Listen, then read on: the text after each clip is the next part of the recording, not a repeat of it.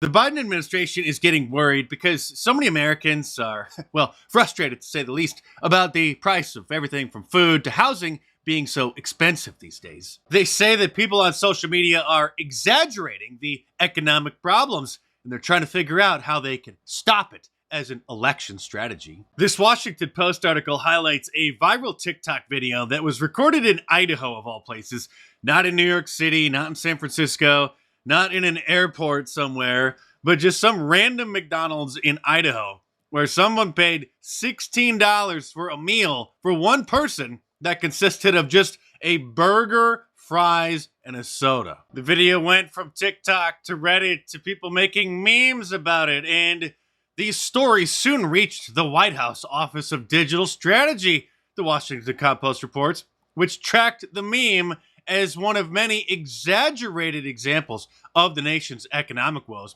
according to a White House official speaking on the condition of anonymity to reflect internal discussions. And here's the Washington Post gaslighting, regurgitating the Operation Mockingbird talking points that this White House official told them. In reality, they say, which means in the Twilight Zone, inflation has been steadily subsiding.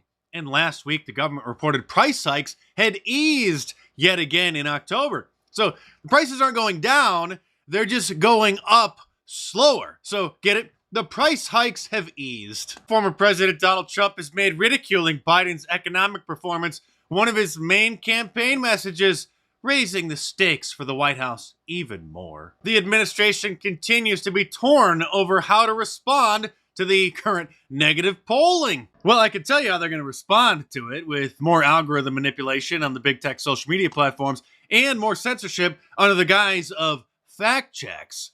Like when this meme about the price of gas was fact checked on Facebook. This is posted by a personal friend of mine, so this isn't just a meme about them fact checking memes. They literally did fact check this meme that says, "Man, I haven't seen gas prices this high since the last Democrat was in office."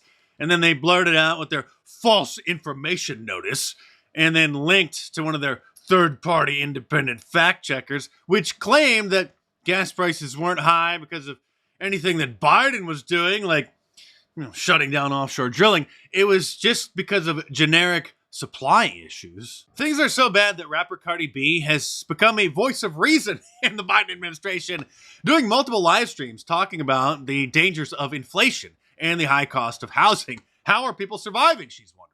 And in her most recent one, which I'm not going to show because it would take me 30 minutes to go through and bleep out all of the swearing, and then even on top of that, I would have to translate her ghetto speak because it's really hard to understand what this person is saying.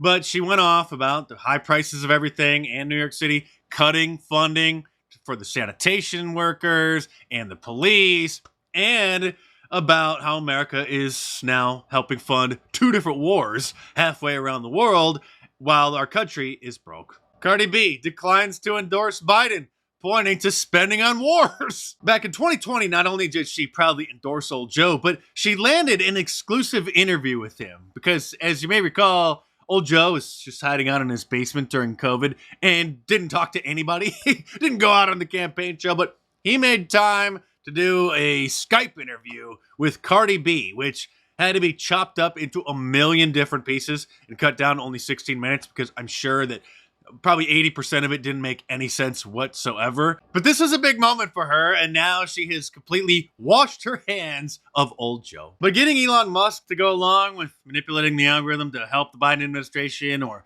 fact-checking tweets critical of old Joe is going to be virtually impossible, especially since he released the Twitter files, which revealed that Congressman Adam Schiff had reached out to Twitter under the previous ownership and requested that the platform suspend various accounts, including one from a journalist. So now Pencilneck's not even hiding his plans. He's openly admitting it, posting about it on Twitter, demanding that there is a new congressional inquiry into the platform in order to force Elon to censor what he calls pro-Hamas propaganda, which is an Orwellian code word meaning any criticism of anything that Israel does, as they apparently are trying to ethnically cleanse Palestinians from the region. So now that the censorship industrial complex has hurled the very damaging anti-Semitic label at Elon because he dared to criticize the ADL again Remember the hashtag ban the ADL dust up? That was opening a big can of worms, but now he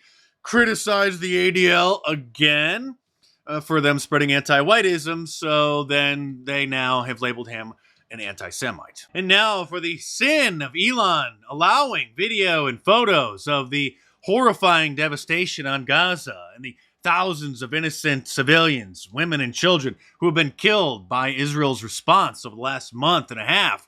Now he has to travel to Israel himself and meet with the Israeli president and some of the hostages' families. And no, you dumb neocons, I'm not condoning what Hamas did or siding with Hamas. What they did to kick off this latest iteration in the 75-year-old ongoing land dispute in that region was absolutely horrific and unforgivable. And at the same time, the thousands of dead innocent civilians in Gaza, many women and children who have been killed by Israel's carpet bombing, that's also sad. In America, you're allowed to feel sad for them too. Just not in conservative mainstream media. You're only allowed to feel sad for the Israelis. Well, I feel sad for innocent civilians, people caught up in this on both sides. Remember, Candace Owens was nearly canceled, not just for joking that Nikki Haley should, run for president of Israel, since that seems to be all she cares about during her presidential campaign, but also Candace expressed sadness for the dead Palestinian children.